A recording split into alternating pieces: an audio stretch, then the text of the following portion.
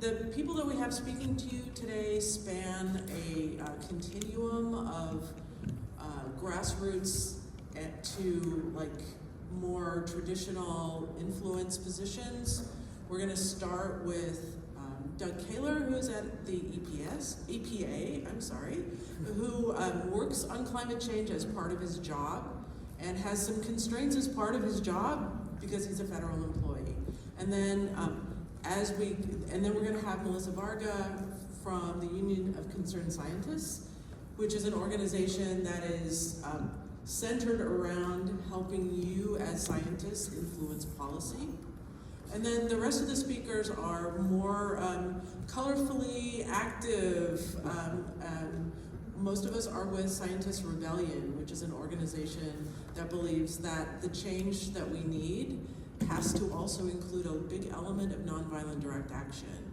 So hopefully as we go through the speakers, you'll get a chance to understand the spectrum of options available to you as you deal with your being an ecologist, studying on the front lines of climate change. Okay, first up in person is Doug Kaler with the EPA.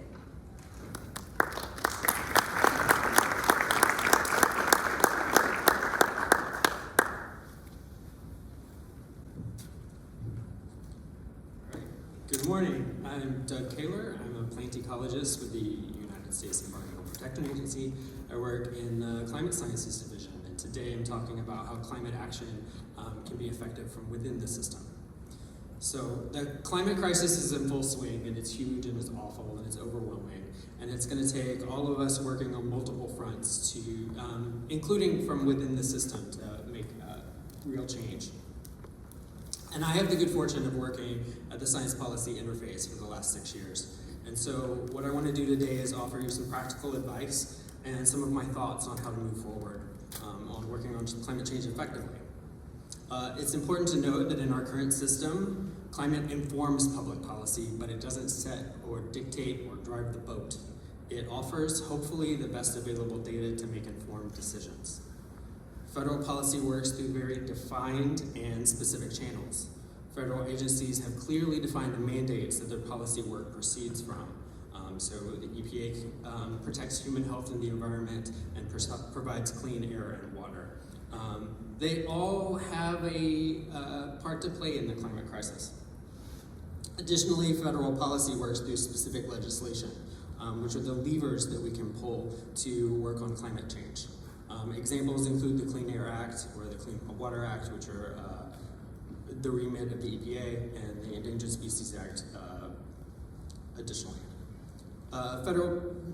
So now I'm going to breeze through some practical ways that as ecologists that we can make a difference on climate change and its effects from within the system and hopefully give you some ideas. First, work on problems that have climate co-benefits. For example, the preservation of national forest land and old-growth forests or forest restoration projects to provide for carbon sequestration.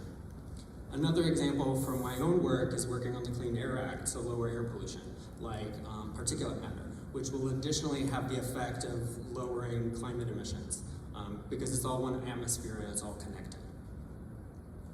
Secondly, many in the federal government are currently working on climate action through 4 broad categories: mitigation, sustainability, adaptation, and resilience. If you start thinking of how your work currently or your future projects fit into these 4 categories and being explicit in how you communicate it, it will be more effective in being able to address climate change from within. So an example is that I have colleagues working on climate resilience. They're working on nature-based solutions like green space in urban settings to offset urban flooding, offset air pollution in urban settings, and the increased heat effect that we're seeing. So that's one example of a way that you can spin your work. 3, I want to encourage collaboration. Those of us working from within federal agencies are often positioned best to understand what research needs are to affect the climate crisis and to inform policy. And then researchers can sort of address those things. One example is with wildfires. So it takes forest ecologists and fire ecologists, climate scientists, health scientists, and land managers, and a whole bunch of other people to sort of work on this problem. And collaborations are how we make effective change together. Next, if you're a researcher, give consideration to making your science as actionable as possible. This is making sure you report uncertainty where it is warranted and reporting your findings and the relevant policy metrics. You should connect your findings to public value. This doesn't have to be monetary value, but monetary value certainly doesn't hurt. Scientists like complexity and policymakers like simplicity, so work on finding that balance in your communication. Make public comment. Public policy works through public engagement. It's your right to comment on the rules that government sets, and they have to take your comments into account. There are lots of guides out there for making effective public comment, but I can tell you, basically write a comment that's uniquely yours from your perspective, clearly address the topic at hand, and make sure that it's from your own expertise. So use data, use citations. Those are helpful. Work at multiple scales. State and local governments have unique issues and problems and often have more leeway to address those things. Often your work here can be more impactful because it's your own community. And then lastly, I will leave you with, try not to lose hope. I'm fortunate enough to have a job where most days I feel like I make a difference and I can fight for the things that I care about. And I hope that you can find a place where you can do the same. Thank you.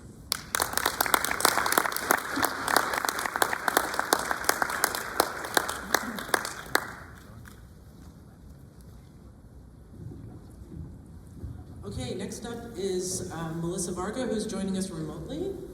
She's based on the East Coast. Take it away, Melissa. Let's hear about UCS.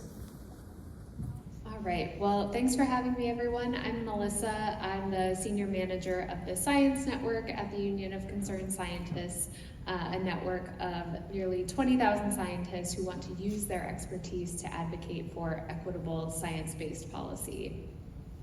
Since UCS was founded by MIT faculty and students in 1969, we've been advocating for using science for the public good, and that includes supporting scientists in engaging in policymaking and advocacy.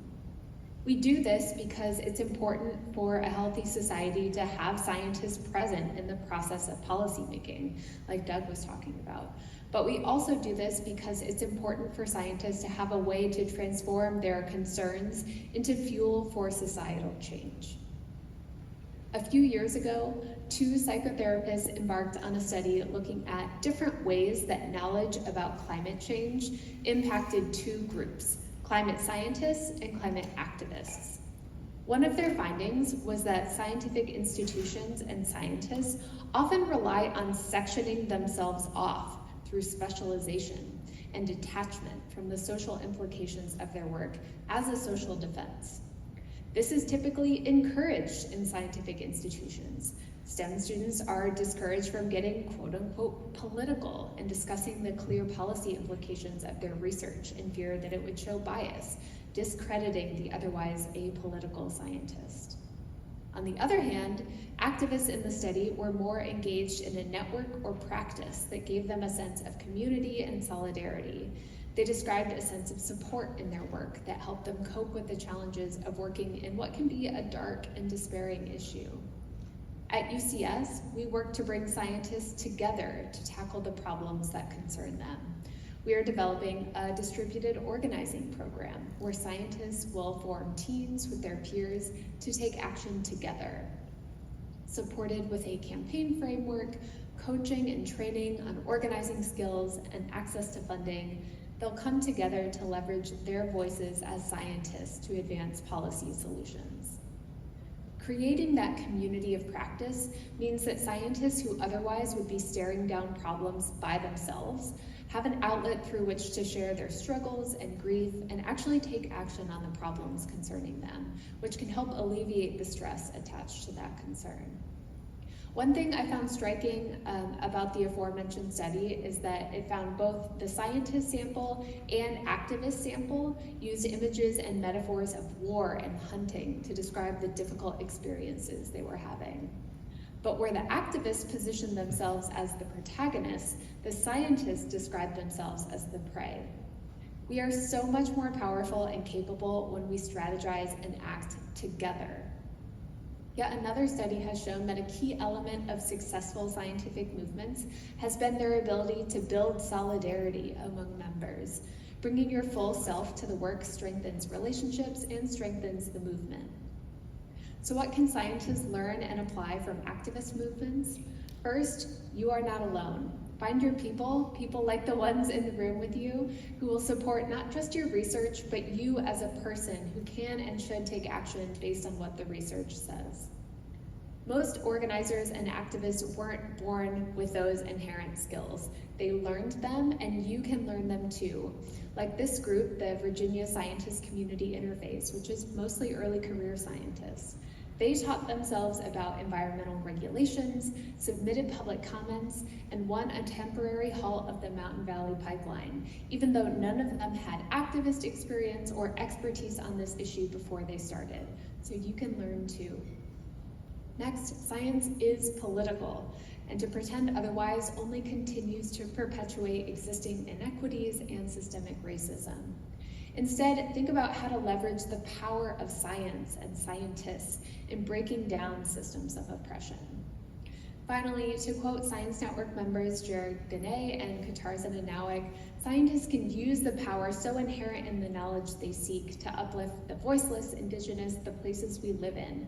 This amplification is part of seeking equality, justice, diversity, and inclusion. This moment calls for a major shift in the culture of scientific institutions, from one that promotes individualism and apoliticism to one that helps scientists claim their space in the political ecosystem and become a voice for equitable, just, science-based policy solutions. If you're interested in policy advocacy and organizing, I hope you'll join us by signing up for the Science Network to continue your advocacy journey. Thank you.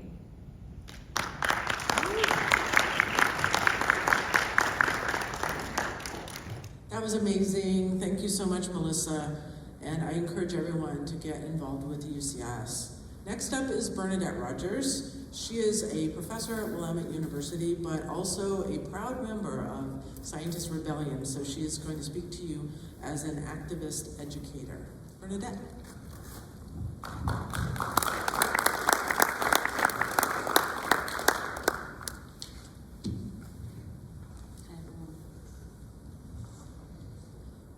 When our behavior conflicts with our beliefs and values, we experience anxiety, reduced self-esteem, and worse. The more serious the disconnect, the greater the impact on our psyches. It can be mentally debilitating, as I suspect some of you have experienced. The only ways to reduce cognitive dissonance are to change our behavior or our cognition. If we don't change behavior, it turns out our brains will go to great lengths to adjust our beliefs, aka rationalize. When it comes to the climate crisis, we're all scientists, of course. We don't deny the science of global warming, and yet our brains rationalize the status quo in all kinds of ways. Are you really doing everything you can?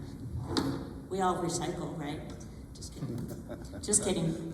Okay, I know you all get it. So what to do? First, embrace the emergency. When your house is on fire, you don't sit down and write a report on spontaneous combustion or decide to hose it down after work, right? I'm an astronomer. I used to work here in the Chilean Andes. Beautiful place. It's coming up in just a second. Beautiful place, great job, but I flew way too much, and my individual lifestyle changes were not cutting it as I became more concerned about this crisis. So my anxiety grew. In 2010, I organized the first sustainability meeting at the American Astronomical Society conference and did my first public action. That little girl's my daughter. She's 23 now. But it still wasn't enough. So it took a while, but in 2014, I quit my job. My family moved to Portland, Oregon, and I dove into climate activism with both feet. Within 2 years, I was board chair of a new group called 350 PDX, organized dozens of actions, got arrested on the train tracks in Washington State, and found a whole new community. Worldview changed, check. To be honest, I expected to find a job in climate work, But when that didn't work out, I became a part-time science instructor and full-time climate activist. I now volunteer with a half a dozen groups, most recently Scientist Rebellion, and support several more. It's been an amazing journey, but that's just me. It's not necessarily for everyone, of course. In fact, thousands of scientists have heeded the call and upended their lives to meet this moment. So I did a little survey. People wrote about the challenges, pushback from superiors and others being number one, also limited professional opportunities and others. And it is true, it's hard work at times, psychologically especially, but so is the work that you do now. And everyone who responded said they were happy, that they were glad they made the change. There's also the benefits. So feeling empowered to make a difference, connecting with like-minded people. This might sound familiar to you all. You can relate. Also, more than half found a way to fit their work into their professional work, which is encouraging, I think. They offered lots of advice. I'm not going to go through this. The main point is find your people and join them. Do stuff. That's the main thing. And I know that went by really fast, so come talk to me. So what to do? Activism is a spectrum. Everything from civic duties like voting all the way up to non-violent civil disobedience. The typical activist path you see there, the political path, is just one route, right? In fact, there are many ways to climb this ladder. Join a nonprofit board, give public talks, do jail support. Find what suits you. Just talking about it, in fact, with everyone you know is really important. So when you decide to eat less meat or not take a flight, explain to people why. Wherever you are on the spectrum, I challenge you to do more. I constantly ask myself, what more can I do? Because time is of the essence, as we know, and the high energy end of the spectrum is the most impactful. And it's also the most fun, in my opinion. Of course, incorporating climate activism in your day jobs is ideal, and especially for ecologists, that should be possible. Your passion and your credibility is your superpower. So please use it to save what you love. These authors argue that it is completely appropriate and necessary in this moment in time to expand our scientific job descriptions, to embrace activism, and they offer great advice on how to do it. Our professions are anchored in teaching, research, sharing knowledge. These things shouldn't be limited to our institutions, right? Let's get out there and use them to raise the alarm. Finally, Ayanna Johnson offers this exercise some of you may have seen, the climate Venn diagram. Consider your skill set, your resources, what needs doing, and what makes you happy. The intersection of these is your climate action sweet spot. And if you're still lost, ask yourself what's stopping you, what's the obstacle, because the options are endless. There is stuff for everyone to do. Above all, what we really need is a massive paradigm shift. Recognize that we are living through the most profound and dangerous moment in human and non-human history. Like it or not, averting planetary disaster is up to us. You all know the next 5 to 10 years, not 50 or 100, are critical. We can try to convince ourselves that someone else will solve it, or we can prioritize the planet, step up, and take action. And I recommend that course of action, the latter. I hope you'll join me. I hope you'll join us. I know you all are already on the spectrum in some way or another of climate activism, so please do more and do as much as you can. Thank you.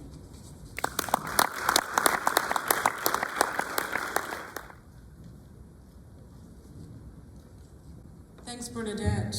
Inspiring, really inspiring. Okay, and now I will introduce myself because I'm the next speaker. My name is Jennifer Krall, and I am speaking to you today on behalf of Scientist Rebellion.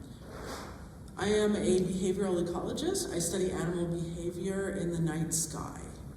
But today I'm going to talk about my journey from science into activism.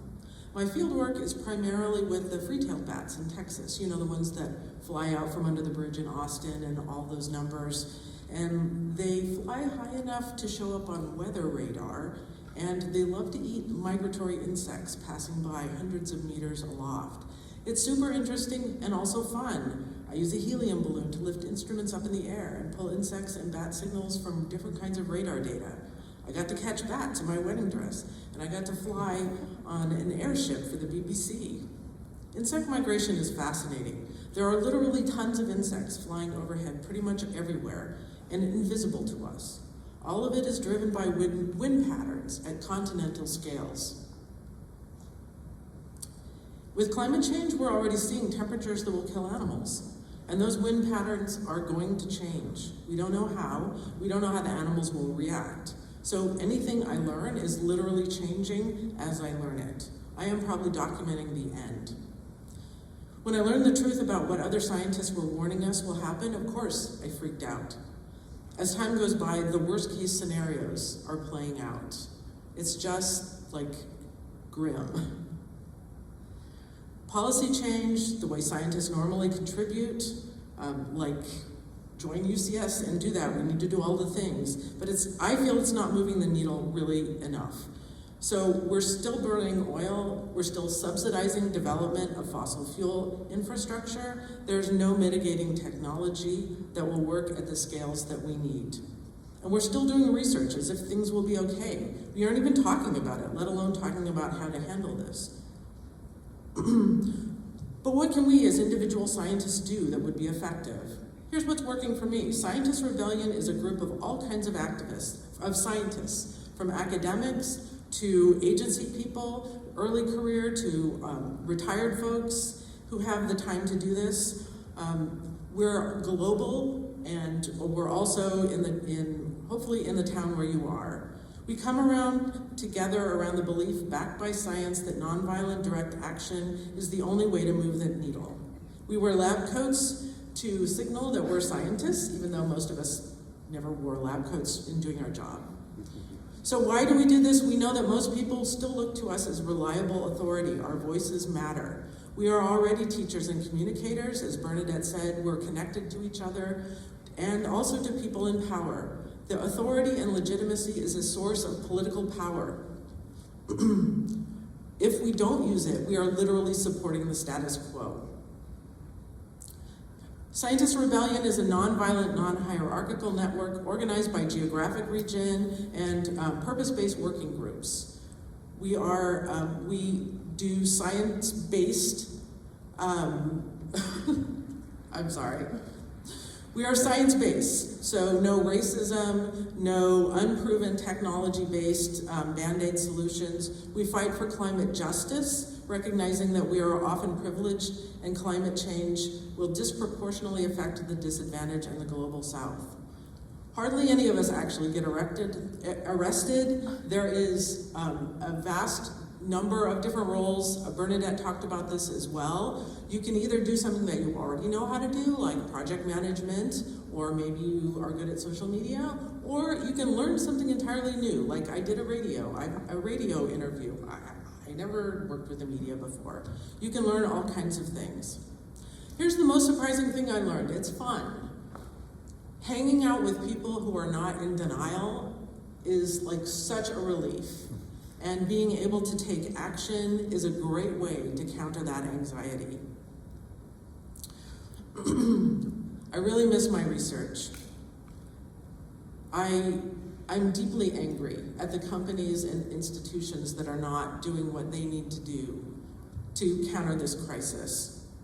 But I have shifted from learning about our world to fighting to protect it, and I am personally content with that choice. Scientist Rebellion is my tribe. We'd love to have you join us or not. UCS is great also. The most important thing is to find your tribe and join it. Collective action is the only thing that will save us. Thank you.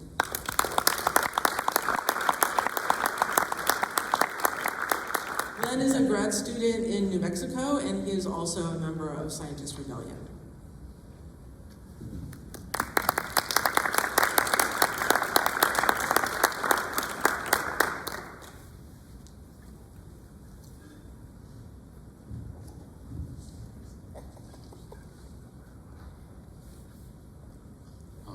First of all, it's just great to see so many people that came out. Thank you for coming to hear us. I'm here to talk about my personal journey into climate activism. This is my climb up the ladder of engagement, as Bernadette would say. For 40 years, I wrote software to model scientific processes. I enjoyed working mostly by myself. I enjoyed the indisputable truth in numbers, and conflict was rare. I was happy. I continue to work on technological solutions to climate change. Every week, in one way or another, I advocate for renewable energy to replace fossil fuels. My research predicts frequency and duration of droughts in wind energy. The results are used to determine how many gigawatt hours of energy storage is required for the reliable operation of our power grid. My transformation to activism was gradual. I helped start a grassroots charter school. It was focused on experiential learning. Later, I won a seat on a local school board, where I was the only non-Hispanic white male in a district where most students live in poverty. Serving on the board was a lesson in white privilege. I learned about the struggles of low-income families just trying to make it through each day and get their kids to school. On the school board, I learned about speaking truth to power. I learned it from the perspective of power. I admired the community activists who mounted effective campaigns to influence our decisions. But I wasn't cut out to be a politician. I became a climate activist. Climate change threatens more oppressed, vulnerable, and marginalized people than any school board decision ever could. It's my calling. My activist journey brought me to Scientist Rebellion here on Turtle Island. We are bringing the energy and activism of scientists in Europe to North America. My first climate protest was the massive March to End Fossil Fuels in New York. I live on unceded land of the Tewa Pueblo people in New Mexico. At the march, I supported a delegation of frontline indigenous activists from my home state. Marching with 75,000 activists was another transformative experience. New York activists who cut their teeth on Occupy Wall Street provided training for nonviolent direct action. Then we surrounded the Federal Reserve. We shut down their doors. It was a powerful action. I was arrested, and I saw that even though cops are dangerous tools of oppression, they're also workers in an entrenched bureaucracy controlled by vastly more powerful people. Organizing climate action is very different from science. You recruit activists and build coalitions. You help them feel safe, respected, and powerful. You have to trust them, and they have to trust you. Personal connections make it work. You have to pay attention to strategy and the message you are sending to both your friends and your adversaries. You need to gather people with a variety of skills, including arts, communication, technology, law, and of course, policy and science. There are many support roles to fill in climate action, and they include logistics, safety, photography, cinematography, social media, police liaison, marshal, team leader, and legal observer. Training for these positions is crucial, and we're always training. Some organizations even have funds to pay activists for their labor. Climate action is also theater, and theater's fun. We perform for an audience whom we want to sway. We want to sway them to either change their behavior or to join us. We exaggerate details of the set and wardrobe to reinforce the plot. Our iconic Scientist Rebellion lab coats attract attention, and they add an air of respectability. Scientists are more respected than politicians. The language of theater is one of repetition and emotion. As scientists, we have hard facts to back us up. As performers, we appeal to emotions. Designing climate campaigns requires vision and strategy. You need clear goals and a solid theory of action. Some campaigns can be over in a week, but many will last years. You have to maintain pressure on your target. You must keep activists involved and excited, even if nothing has changed yet. You need faith that your campaign will succeed. Fortunately, people are on our side. A majority of people on this planet support the climate actions that we support. Vulnerable people and organisms are suffering from fossil fuel pollution and climate change now. People have suffered in fossil fuels sacrifice zones for decades. Millions of people are losing their homes or their livelihoods because of rising temperatures and sea levels. When we risk our freedom in protest, we stand for them. Thank you.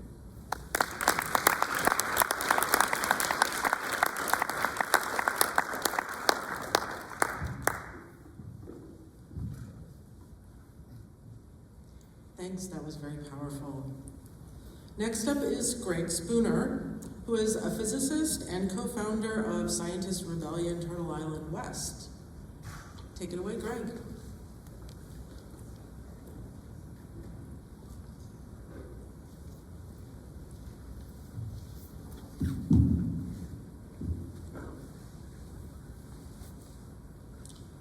I'm chained to a bank door.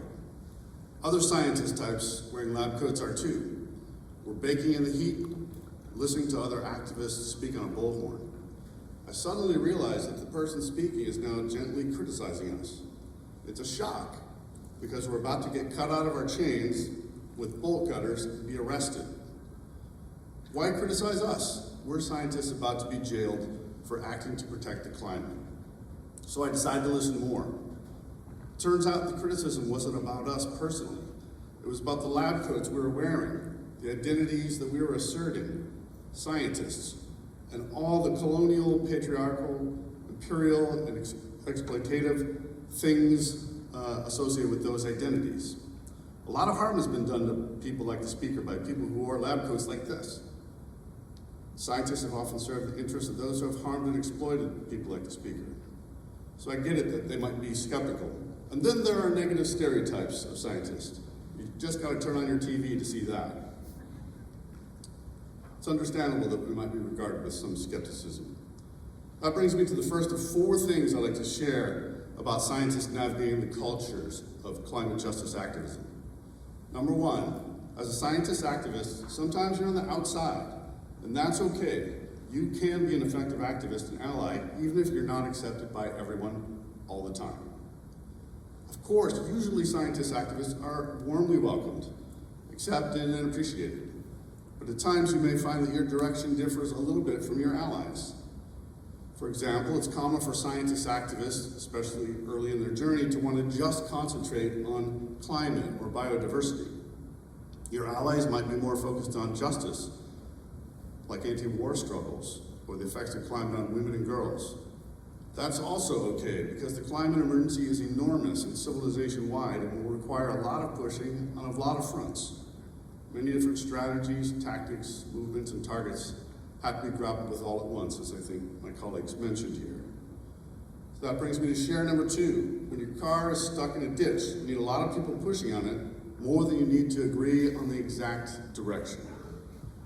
Once the car is moving, you can debate about exactly where to turn the steering wheel.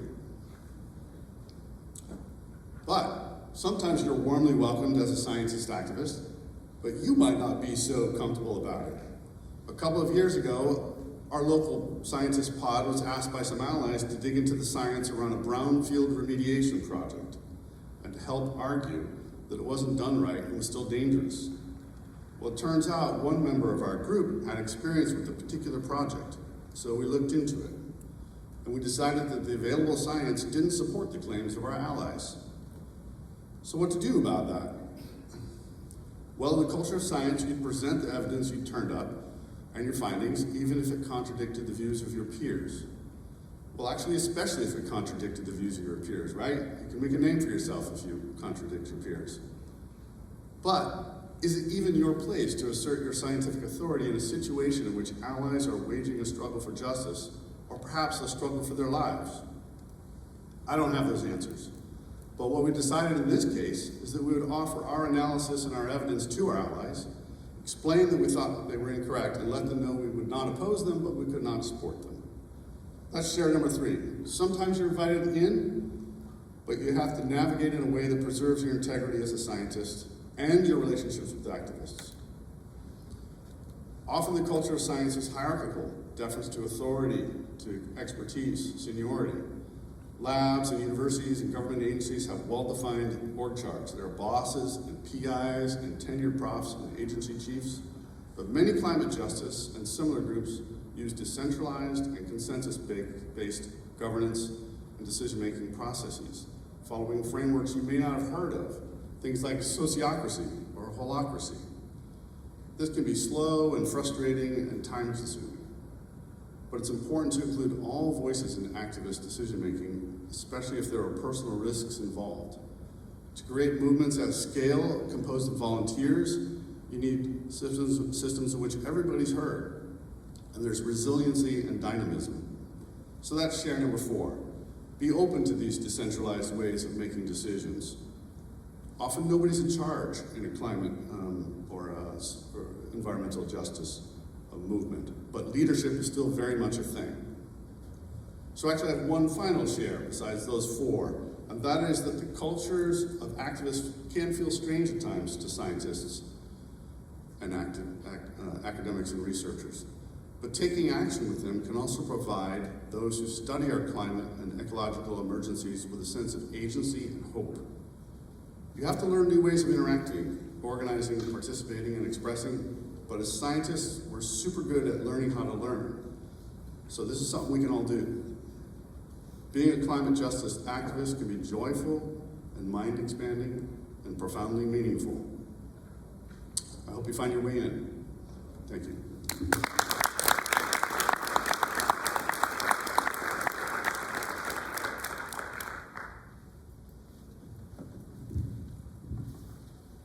That's amazing, Greg, and it's so nice to hear stuff that like you would not, like from deep within the movement, what is the real life experience of a scientist doing this work. Okay, last up we have Rose Abramoff, who is an ecologist and also a poster child for rebellion and activism. And okay, there we go. Rose, take it away. Bring us home. So hi, I'm Rose, and I'm really happy to be closing this series of inspiring talks with some thoughts on strategy and examples of effective campaigns. First, I'll introduce myself briefly. So I study how climate change and land use change affect plants, plant roots, and soil, especially. I've worked in a bunch of cool places doing field lab and modeling studies, like you can see here. I've also engaged in a lot of activism over the last few years, organizing with at least 7 major campaigns and averaging about 3 arrests a year, primarily with Scientist Rebellion, but also other groups. Okay, so we know global warming is intensifying, yet despite being more intense than ever, we have not stopped emissions from rising. Why? In 2015, investigative journalists discovered internal company memos showing that Exxon accurately predicted the effect of fossil fuels on global temperature in the late 1970s. Additional documents show similar awareness from the 50s to the 70s among oil companies, trade associations, coal companies, electric utilities, and motor companies. Furthermore, oil and gas companies are not spending their money on a clean energy transition. That's this tiny little 1% purple line here, but on regular expansion of their holdings, oil and gas. In other words, this is not an industry that's planning to transition, and the climate crisis is therefore not a problem of information, but a problem of power. You've already heard from others about the ways in which we're a privileged and powerful demographic group. Despite this, we are all underdogs in the face of the fossil fuel industry. So, what are we gonna do about it?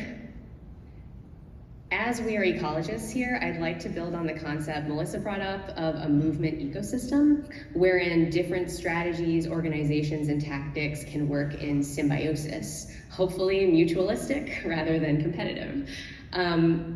So, for example, those engaging in mass protest can create political moments that can be capitalized on by insider groups working to change politics.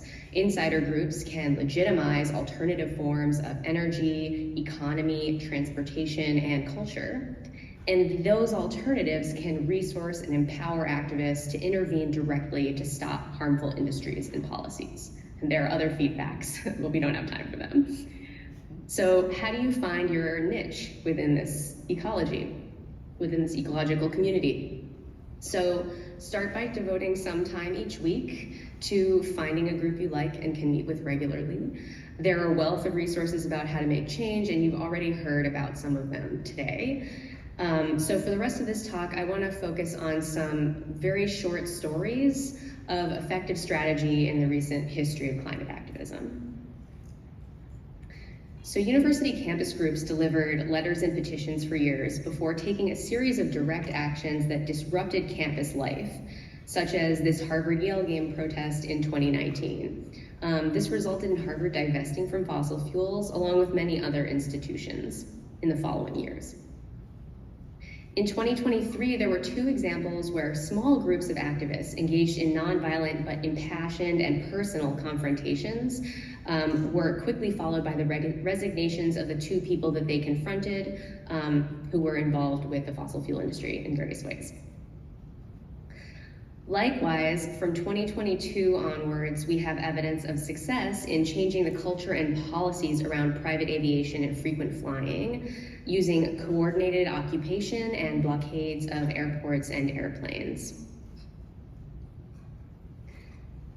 Scientist Rebellion members from Africa traveled to COP28, the one in Egypt, and we were actually told by a UN official there that forcing delegates to walk past protesters every day in the blue zone was critical to winning loss and damage framework that year.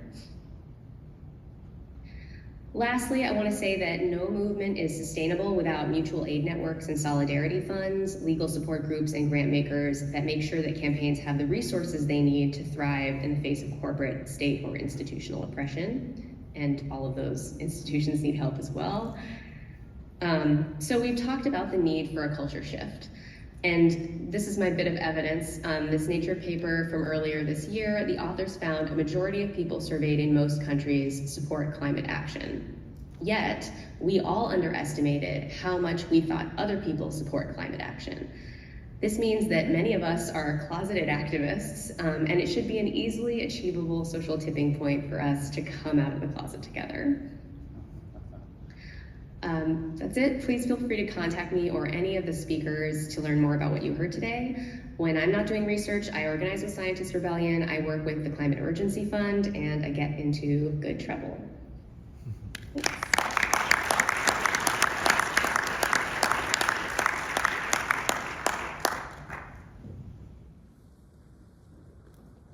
Thanks, Rose, that was great. Yeah, can you maybe bring up the next slide, yeah. Perfect.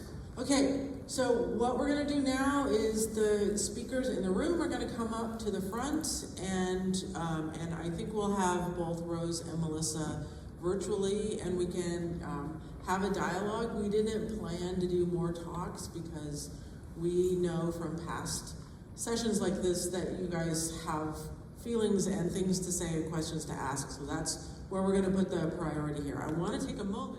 Okay, that's the announcements part of this, so I'll call the panelists to come up here and take a seat at the front. There should be microphones on either side, so come on down, tell us what you think. Is there a question in the audience to start us off? Huh?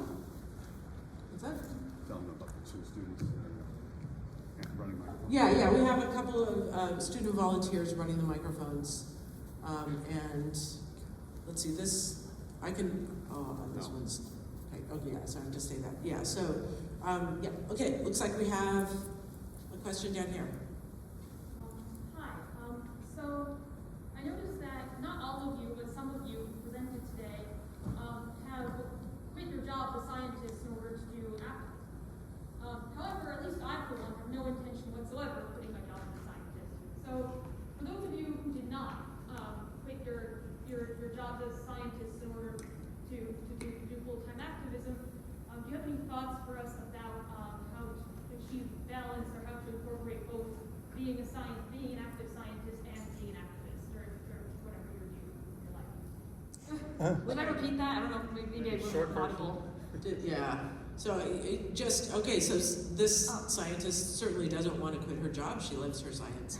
and I get that. And so, but what can we do? Is there an option to keep that it includes keeping your job and being an activist? So Melissa, maybe you can speak to us about that. Yeah, can you guys hear me? Yeah. Okay. Yes, there are absolutely ways you can engage without risking your job.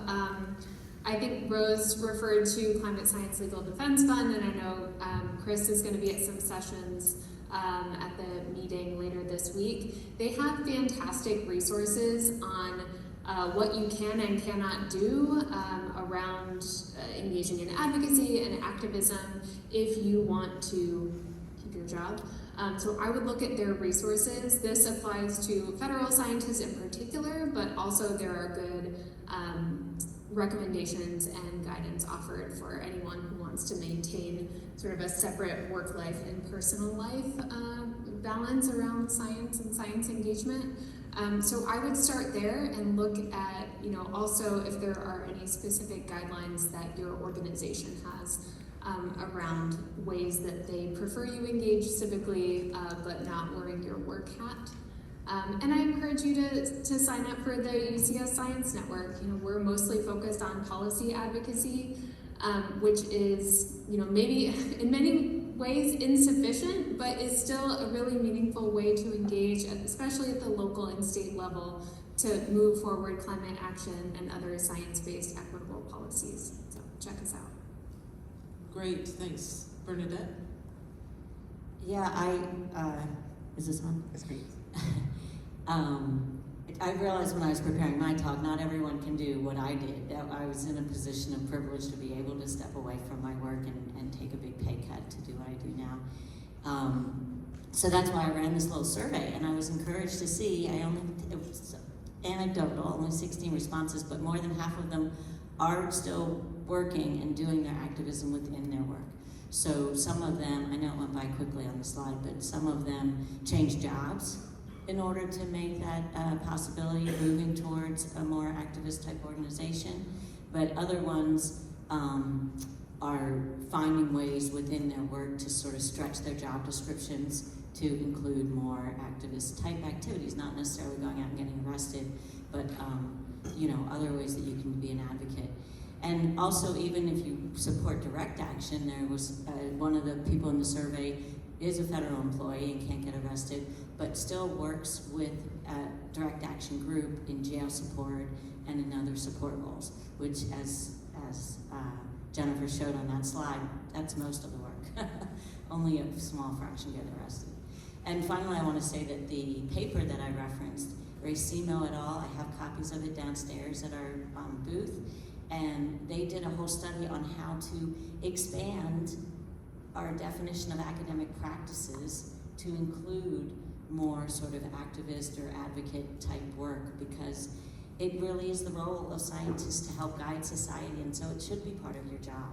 And so I encourage you to sort of push a little bit on your superiors as to the extent that you can to include this kind of work in your job descriptions. Great. Is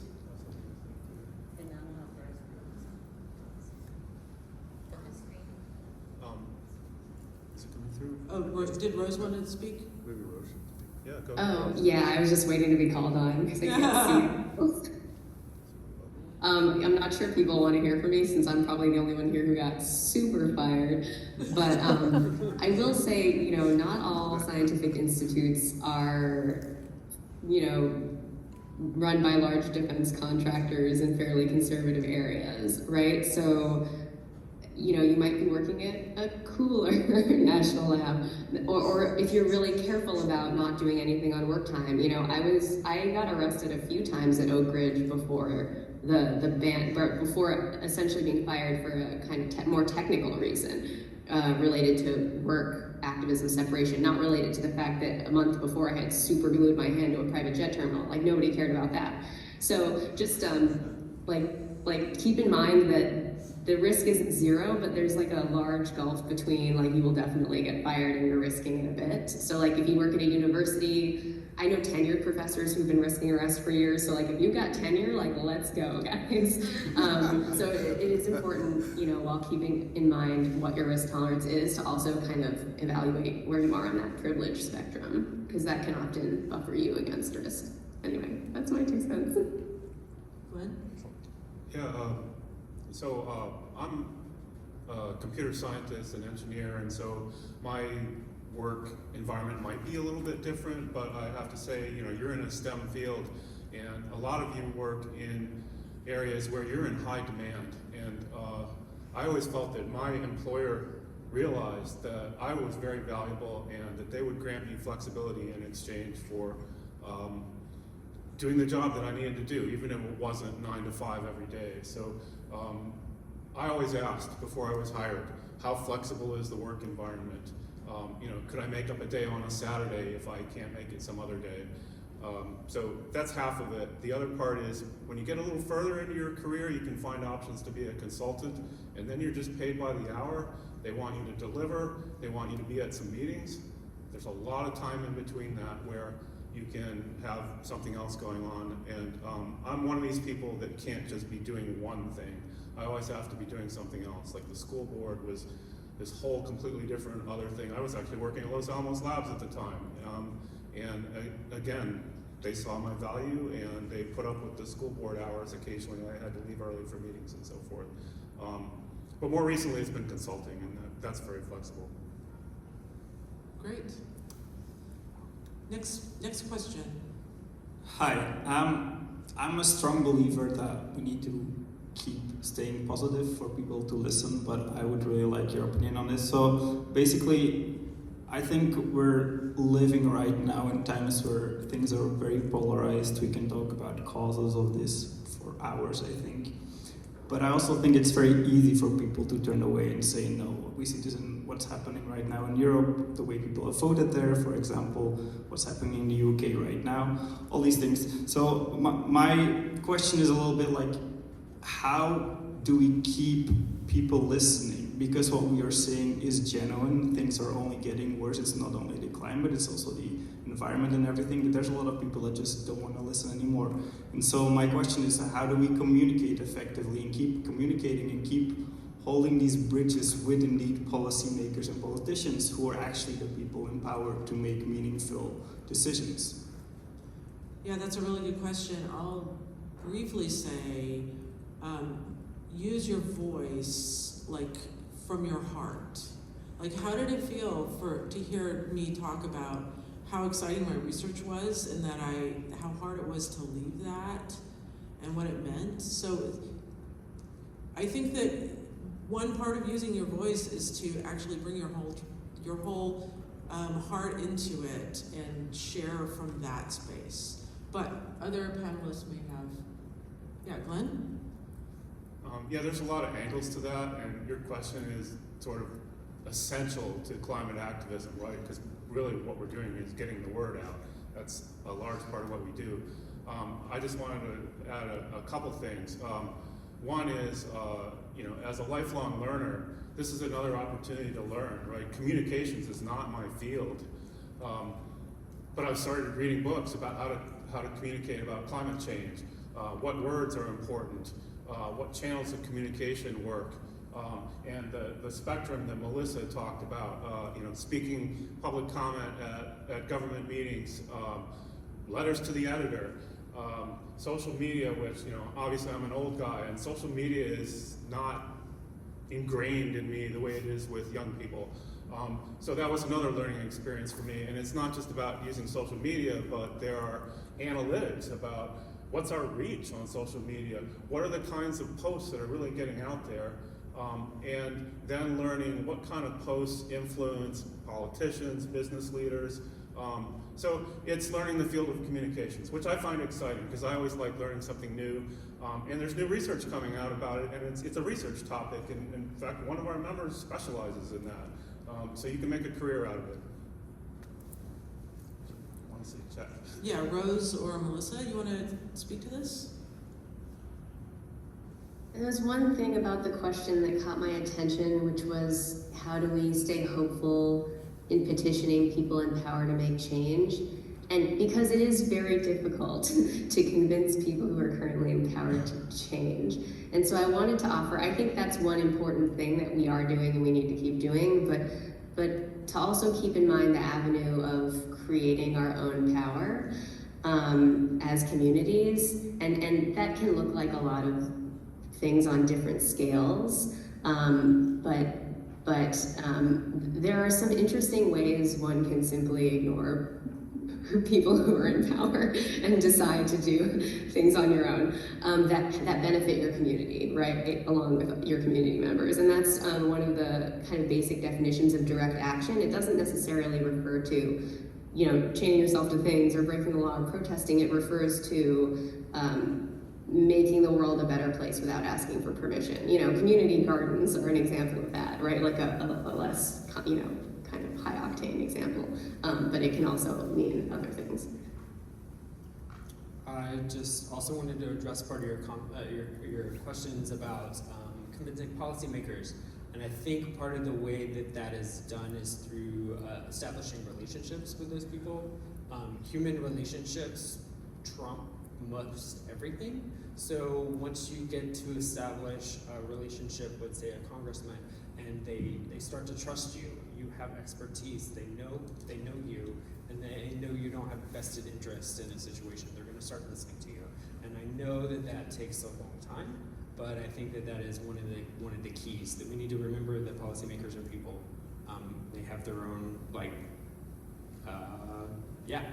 I don't know. So, they're people, and developing relationships is probably, I think, the key. Greg, I feel like what you spoke to too about, well, I don't want to speak for Greg, I want to tell him to speak. What would you like me to say? What you were saying in your talk about how, being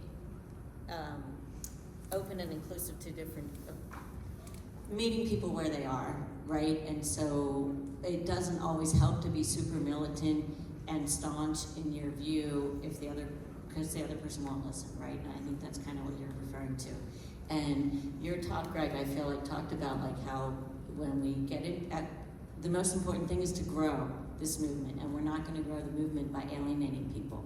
So we really have to accept that not everybody's going to agree on everything, and find that common ground.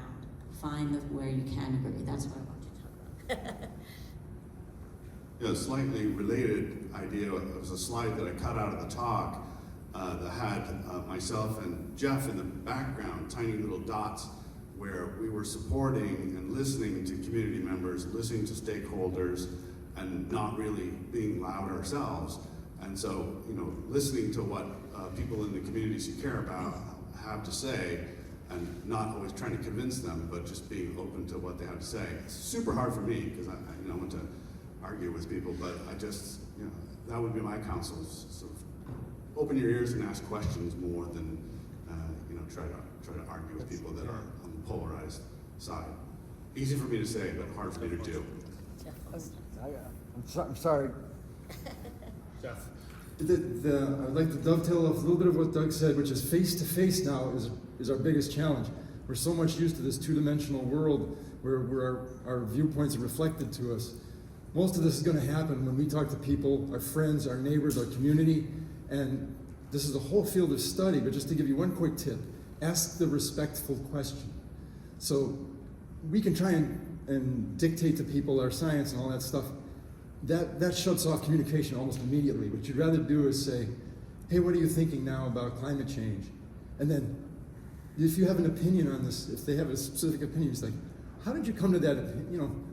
What are you listening to? What do I have to learn about your opinion? Be open to that, because half of the country is not stupid, I guarantee you.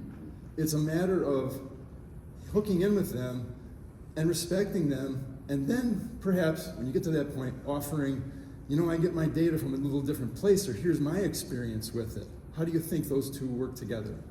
And you will make those inroads, but I guarantee it's face-to-face, folks, is what we're up to right now. Thanks.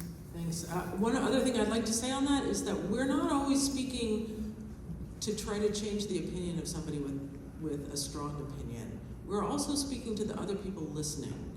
So presenting your case from your heart, or being open to this, presenting the facts, there are other people that are going to hear you and be moved by that. Let's have another question. Hi, my name's Hazel Norman. I'm the Chief Executive of the British Ecological Society, a sister organisation to the ESA. It's great to see the ESA providing a platform for academics to come together and talk about direct action. And the British Ecological Society also does a similar kind of thing in creating space in these meetings.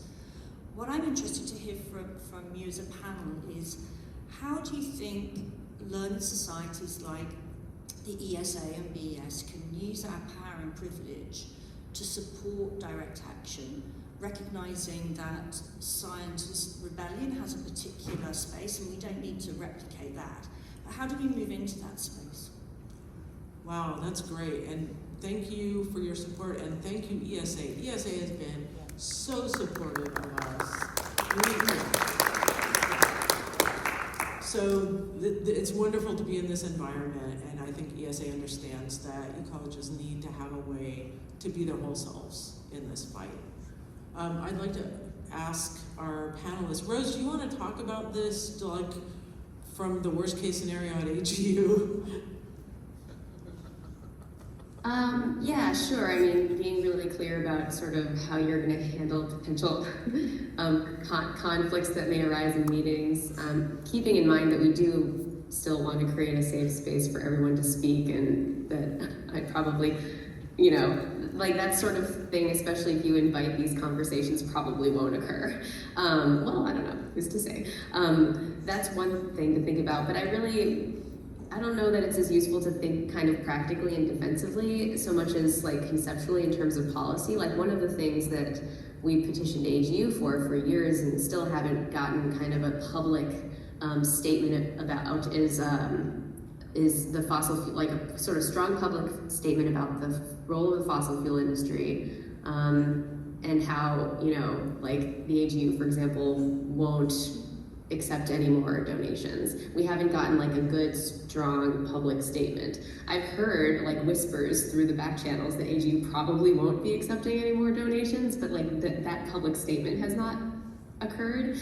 And I think one of the reasons for that is because, we don't want to alienate people who might be associated with the fossil fuel industry or perhaps researchers. And those are legitimate concerns, but I think at this stage where we understand that the fossil fuel industry causes the climate crisis and it's something that we need to all sort of pitch towards phasing out, that something like a strong public statement from any society that's willing to make that, particularly about sponsorship, because that sort of puts your money where your mouth is to some extent, is always helpful. So like, it doesn't necessarily have to, the strongest support, I would say, of scientist activists is not being afraid to take an advocacy position yourself as a society. Thank you. Yeah, following up on that, just to reinforce what Rose said too, the scientist rebellion, for example, has demands online. Most organizations that are fighting for change have principles and demands. And so just being visibly, vocally, publicly supportive of these organizations, you don't have to necessarily support their tactics, but you can agree to the demands and look at how the society that, can make changes themselves within their mission to support those demands. That's really what we're fighting for. We don't need support, people to agree that it's good to get arrested or anything like that. It's, look at what they're asking for, the change they're asking for, and support that. Also, financial support is an amazing thing. Doug? Melissa's hands up. Oh, Melissa. Okay, thank you. Thanks. Yeah, just to build on what the previous panelists have said, I think that scientific societies still hold immense power and weight, especially among other scientific institutions and universities, so that there are meaningful ways that you can help normalize activism as part of the role and responsibility of scientists. Celebrating activism in your communications and newsletters and at your meetings, offering awards and recognition and funding, especially for early career scientists who are engaged in this work and may, be seeking tenure in the future, or who are just looking for a space to be supported in doing this work while doing research. So there are lots of ways to contribute, and thank you for the question. Yeah, that's a great question, and we get, as activists, we get so used to just being fighting in defense all the time, but to have the idea of like, well, what would we like? That's like a real gift to have that question. Glenn? I do feel like a little bit of an outsider here, but at least once a year, and usually several times a year, we organize scientists for letters to present demands to different organizations. So one of the more prominent ones is the COP meeting in November each year. And there is a scientist letter with specific demands to COP. And it seems like most scientists would support them. And yet we work to get the contacts to even ask to get on the letter. So if ESA or the British equivalent agreed with our demands to COP28 and our representatives, if they could ask their members to support a letter like that, it doesn't seem out of reach of something that the Ecological Society of America would do. Yeah. Next question? Yeah, so maybe Doug could touch on this a bit, but and anyone else who has the experience working with federal agencies. But so when trying to make positive changes, whether it be to existing practices or things that need to be established with federal agencies, and earlier somebody mentioned how critical these next 5 to 10 years are, but I'm a federal employee. I know it could take 3 years of approval and planning to install a recycling bin. So like, how do you navigate the short time we have to make these changes with how long working with these federal agencies takes? It's a very good question. It's one that I wrestle with, of course, because the federal engine is very slow, as you point out, and it has its limitations. And so I think I try to find places in my work where the opportunity is present. Like that sense of immediacy that I can speak to right now, but I also realize that maybe my work is slower than other people's, but I still try to make a difference where I can. It is a struggle, right? And yeah, I don't know. Are there paths to speeding it up? Are there paths to speeding it up? I would say there are probably paths to speeding it up, but that requires political will, and that requires the public to be like, no, we need more action faster, and I'm not sure that there are paths that I can personally take from within.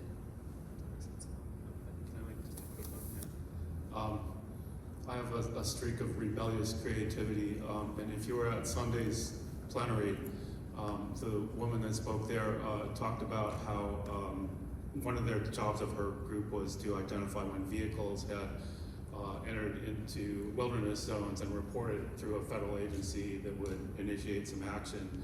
And they found that if they called it a road, it would, a newly created road, then it would evoke this whole set of policies and procedures that could take 10 years to actually get addressed. And so just by calling it a linear disturbance on the land, they were able to get things done. So there's a great role for creativity to work through these Byzantine policy networks.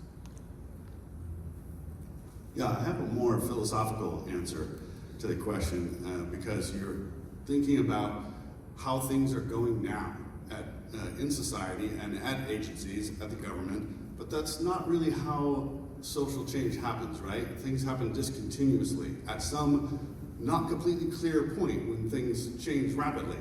And so part of what we're all doing is laying an invisible foundation for the change we want to see that we know has to happen quickly and will not match the speed at which things are changing now.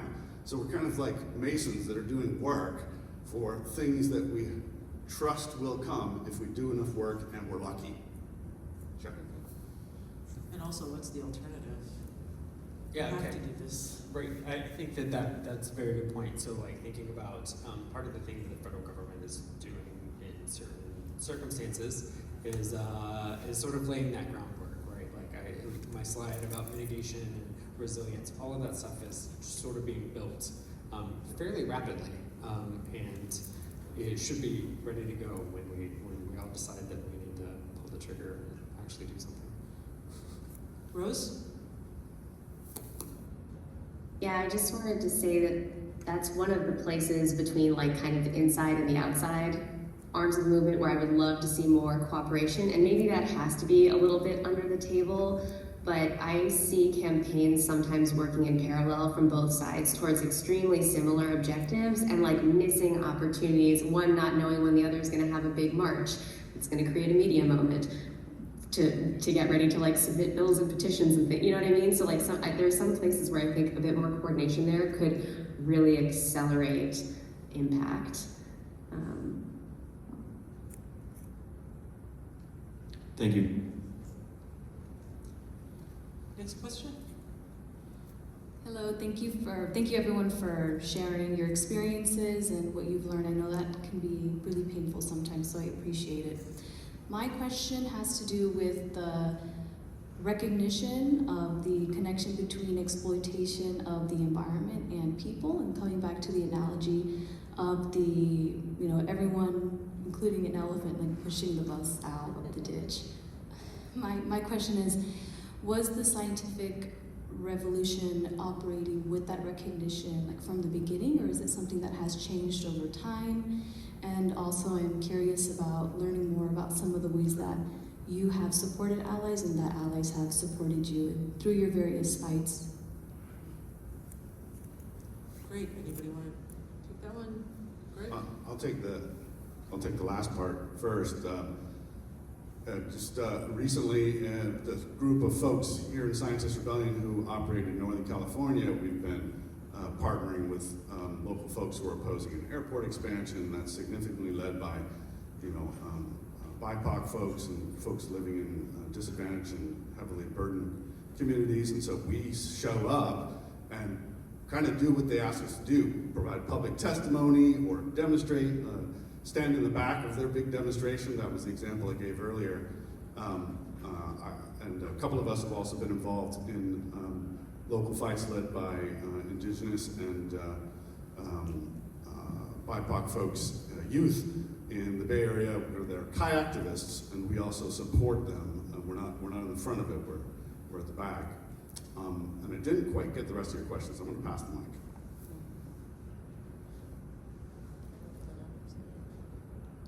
Melissa or Rose, did you want to speak to that? No? Sure. I mean, well, I could just add more stories similar to Greg's, where often we're called to help bring the media or lend, say something about the science behind, how LNG facilities in the Gulf South are making hurricanes more extreme, and that's a risk to frontline communities, right? So I was just communicating with some people who are planning a telepresser, and it's like a whole bunch of frontline speakers, and then they need one climate scientist to talk about the links, right? And so often that's a role that we can help play. But I've also, it's fun to plug into other roles too. One of the interesting things about engaging with ongoing campaigns like Mountain Valley Pipeline or Cop City in Atlanta is when you show up, you don't necessarily, sometimes you're there for your scientist role, but sometimes you're there to help cook food or do jail support or just be a person who helps. And in that way, you also receive all of those. Someone cooks food for you when it's not your turn. Someone picks you up if you get picked up for being at a protest doing something that you weren't supposed to be doing, right? Support just flows in all directions, I guess. Yeah, we have, I'll just say something and then Melissa can speak. most of us don't live in a place where there are other activists, scientists close by to do things with. And usually what we do is partner, we find our tribe is the local, maybe Extinction Rebellion group, or 350, or any sort of environmental or social justice group. And then you can either show up, as Rose said, as part of that group, or you can put your lab coat on. And lots of times I just give like a 1-minute talk that's validating, yes, the science supports this, yes, we should do something, scientists are mad, listen to what they're saying. Listen. I'm going to try to address the first part of the question, which is I have seen a shift over the past 10 years, at least that I've been at UCS, from scientists and scientific institutions acknowledging that science has caused harm in the past and science has been implicated in racist behaviors in the past. However, I have not seen enough progress in actually meaningfully addressing how to remediate those harms. I think that there are shifts. I think ESA in particular has been supporting more scientists and engaging in more equitable partnerships and research practices. And I'm sure there are other societies that are doing that as well. But I think we have a long way to go from recognizing that science as an institution has caused harm in the past to actually taking meaningful steps to be better allies and to center anti-racism in science moving forward. Bernadette? I'd like to speak of my own experience and also of an initiative that happened in Portland, Oregon. So I've been at this for 10 years and just fairly recently have joined up with Scientist Rebellion. So I kind of left science for a while. I mean, I'm still a science teacher, but left this kind of environment. ESA is my first time being back at these big conferences since, when I used to go to the astronomy ones years ago. So it's really fun to be back in the environment. But the last 10 years has been a huge education for me personally in being out in the social justice and movement, and all these movements, because climate it's all related, of course. So I've done a ton of training, and I've learned so much and had my worldview expanded so much, and I was really ignorant, I just have to admit, ignorant of my own privilege, ignorant of a lot of the injustice issues, and when you're involved, when you start to get involved, there's so much training opportunity, and you just have to listen and learn. And so I've decolonized, I hope, or I am still decolonizing my own mind, which has been an amazing journey. And I worked with 350 PDX, which is the Portland 350 chapter, for a long time. And we had an idea to do this thing called the Portland Clean Energy Fund. I won't go into all the details, but we decided early on, our organization at that time was mostly sort of people that looked like me, kind of retired or semi-retired older white folks and activists, but we didn't want to lead it, and we went to a lot of trouble to get trouble's not the right word, a lot of effort to get all the right people at the table from the very beginning, not just sort of developing this whole idea and then going and asking them to sign on or say, is this okay with you? We said, if we're going to do this right, we wanted to help the communities. We need them to help us to figure out how to do it. And we did. It took a while. It slowed things down a lot. It was frustrating for a little while because it probably added a couple of years of sort of organizing and planning and building the trust and relationships to come up with this whole project and initiative. But in the end, we created a citizen ballot initiative. So many community organizations supported it. And then our organization, which had all these great retired folks with lots of time and resources, were the boots on the ground. We got out there and just door knocked and called and spent money and really pushed this thing through, because a lot of these other communities don't have those resources or don't have the time, especially younger folks. So I think that that's where we can really be a good ally a lot of times, is use our own privilege and resources, and we push this thing through, and it's a clean energy fund that taxes or companies to provide money for low-income communities to be more energy efficient, and it passed in Portland by like 68%, even though the city council and the mayor were against it. So we were pretty proud of ourselves, and our organization was a big part of the force behind it, but we didn't lead it because the community organizations were the leaders. Okay, well, thank you so much for your courage and your vulnerability and for the work that you're doing. We appreciate it. Thank you. You're so welcome. You have another question? Okay. Yep, we got like 5 or 6 minutes. Okay, thank you. Thank you for sharing your experience and everything and being here. You kind of touched upon it a little bit, but I want to hear more your thoughts on what ways are there to funnel more scientists into activism, because I feel like we are all aware of the problems, we know that they're activists, but then what ways are there to make this more like... Right, that's what occupies us 24/7 basically. I'll take that at least to start. There is actually a paper that just came out about how to move scientists to action. So there is data that on what worked and what didn't work.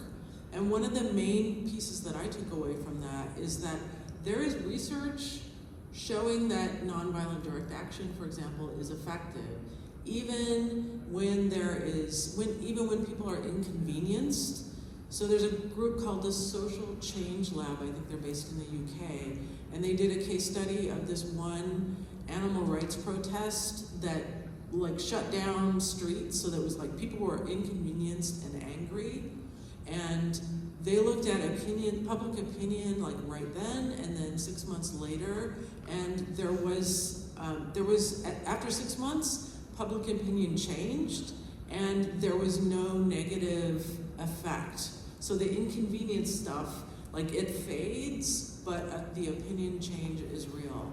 So if you stop by our booth later today, we can talk to you more about research that shows what is effective in terms of action, and then also we will have a link to that study that I just mentioned, how to move scientists into action. I think it was a preprint, but I think it's published now, so we'll have that as well. But yeah, if you guys have ideas, like come and join us, because recruiting scientists is what we do. Anybody else want to speak to this? Well, I wanted to hand the mic to you, so you can tell us about tomorrow, because that's part of the answer. Yeah. That's a great question, and I have a simple hypothesis that we would like to work on, and that is that we can get more scientists engaged in this kind of work if they understand the full range of roles, tasks, and things to do that are out there. Because I think there's a lot of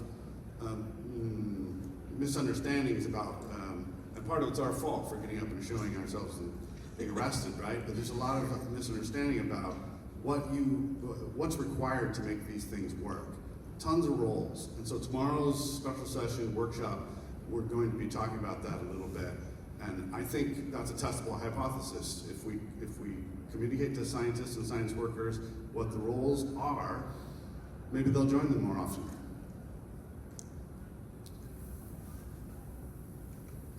Yeah, Rose, Melissa, you want to talk? I was just going to try and share that one figure on my screen, but I don't know, I can't do that, never mind. So there's, that paper is by Fabienne de Blander from the University of Amsterdam, I think. And the third figure is actually super cool. All the figures are cool, but the third figure sort of separates the barriers to scientists taking action into two categories, which is intellectual barriers and practical barriers. So the intellectual barriers are more important if you're like, I don't know that this whole activism thing even works. Like then it's sort of like, let's talk about how social change happens, intellectual barriers. But if you're already like sitting in this room, perhaps more people like willing to engage but are not sure quite where to start. But then there's like a set of very concrete practical barriers where it's like, you know, skilling people up, letting people know what the roles are, what they can do, you know, trying to figure out ways to give people more time, right? Which may come down to like just unionize everybody and then we'll have more time to do this sort of thing. You know, lack of opportunities, not knowing what those opportunities are, not knowing someone personally was like a major factor who does activism, so maybe you can introduce yourselves to us after, things like that. So I think there are some great places to intervene based on that study.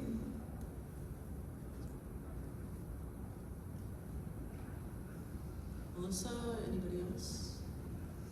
Okay, so we are actually at 1 minute before 11:30.